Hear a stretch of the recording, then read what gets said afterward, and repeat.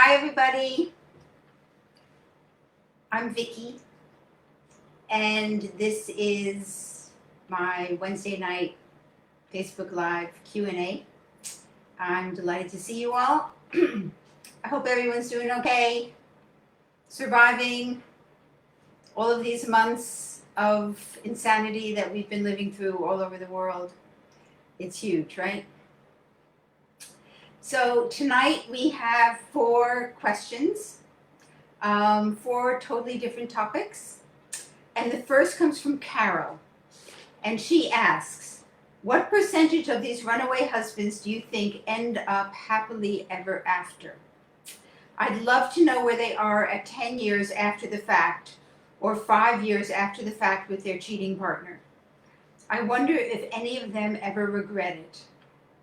And I wonder if any of them actually really do feel like bastards. So the reason Carol asked this question is that I had asked in the Facebook group, how many of you at some point when your husband was leaving, did he say, you know, I'm terrible, I'm a bastard, you know, you didn't deserve this, I'm not a good person, I'm a bad person. And so I had asked that question and different people had responded to it.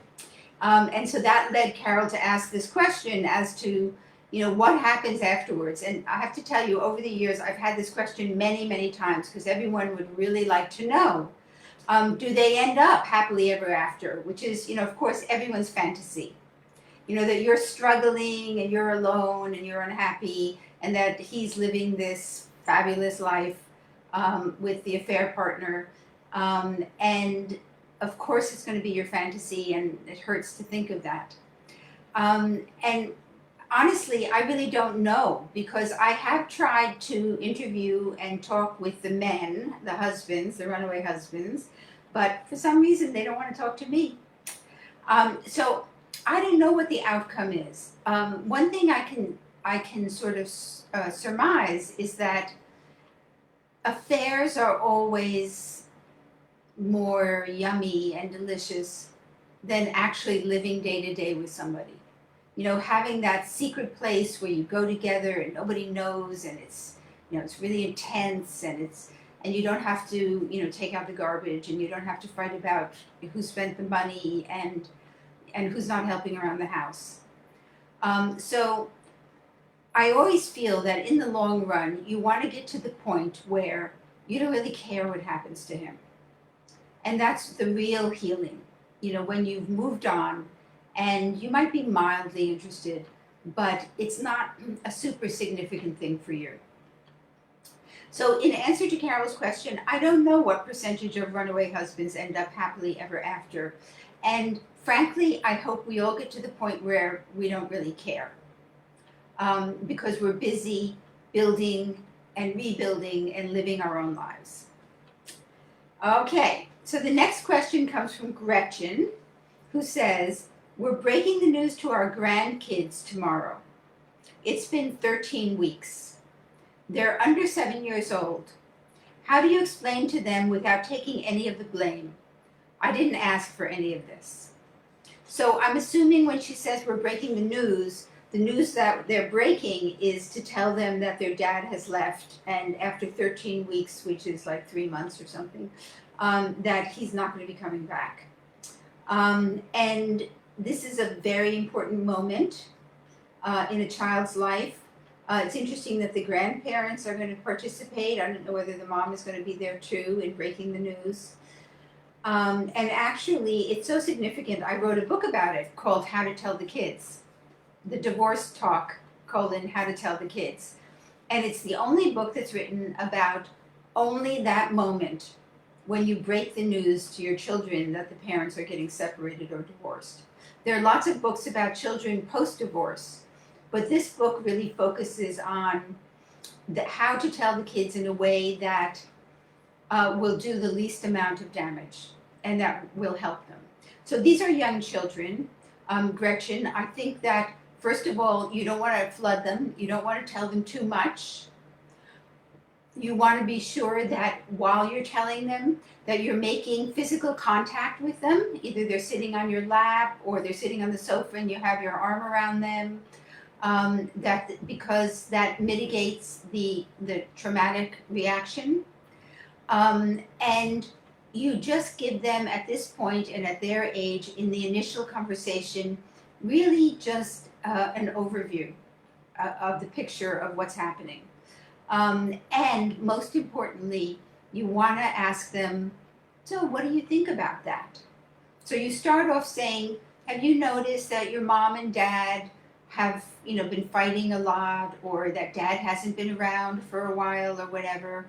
And then you ask them, what have you thought about that? Have you had any ideas about what's going on? And then you move very, very slowly, and you just say, well, sometimes, relationships, moms and dads have problems in their relationships, and one or both of them make a decision that they want to live separately. Now, the important piece that I want to underline here is that these are young children and they need to have a dad as well as a mom. So certainly, as time goes on, they might get the sense that mom is deeply grieving and that dad seems fine. But you don't want to do or say anything that will damage their relationship with their father. No matter how badly he's treated the mother, as long as he is still a good father to them, we want to try to preserve that relationship with the father. And I know for many of you, this is raising a lot of questions about, that your ex-husband isn't in contact with your kids and he's not keeping up the relationship, and there's a lot to talk about in that. And I'm actually working on a new book, a project about this whole topic, about how to help late teen and young adult children deal with the disruption in their relationship with their father. But for these little kids, who are 7 and younger, and particularly if there's going to be a divorce, they may be going back and forth between mom and dad. We want to try to preserve that relationship and not badmouth dad. Very important. Okay. Mandy asks, how do you handle it when your runaway husband is truly remorseful, but can't get out of the habit and keeps going back and forth? So I'm assuming what's happened to Mandy is that he leaves and he comes back, and he leaves and he comes back, and he's like an emotional mess, and he's crying, or he's saying, take me back, I'm so sorry, and then he's very ambivalent. And I think, Mandy, you have to look at what's healthy for you. You might want to get off that roller coaster of going up and down with him. He's back and he's gone, and he's back and he's gone. And I know some other people have had this experience. You don't want to be just sitting there waiting for him to make up his mind. And if this has happened many, many times, and of course it's so damaging to you, you may have to be the one to say, okay, that's it, can't do this anymore. And I'm sure you have said it, and then he's left again. So you might have to be the one to create the boundary in order to protect yourself, because it's very damaging to feel that as though you're constantly under scrutiny. Does he want you or does he not want you? Does he really love you? Or, so he has his issues, but you don't have to go along on the roller coaster with him up and down, up and down. You can stay firmly planted on the ground, watch him going up and down on the roller coaster, but you have to make the boundaries and protect yourself. Now, the final question from tonight is from Jackie. And you've all had this question. I certainly have. It's only 6 words, and it's, just please help with the pain. And of course, all of our hearts go out to you, Jackie. Some of you are still feeling that intense pain. Some of you have moved beyond it. The only thing I can say to you, Jackie, is you're not always going to feel this badly. And I know that pain is so powerful and so physical that you actually feel it in your body like pain. And you wake up every day and it's still there. But I can promise you that one day you're going to wake up and you're going to say, hey, wait a minute, I don't think I felt that pain yesterday.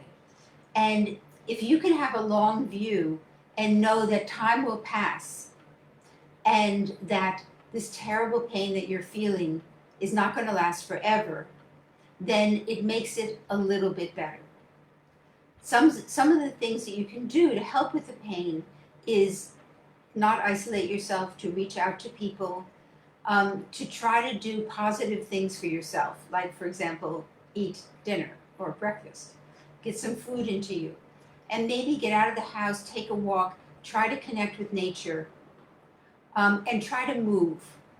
You know, walking is very important, you know, doing a yoga class or something to keep your body moving, and keep yourself in the world as much as you possibly can be. But believe me, that pain is not going to last forever, and I'm so sorry that you're suffering it, Jackie. So that's us for tonight. I'm going to be away next week. I won't see you. I have a week's vacation, and then I'll be back in 2 weeks. So thanks for watching. Take care.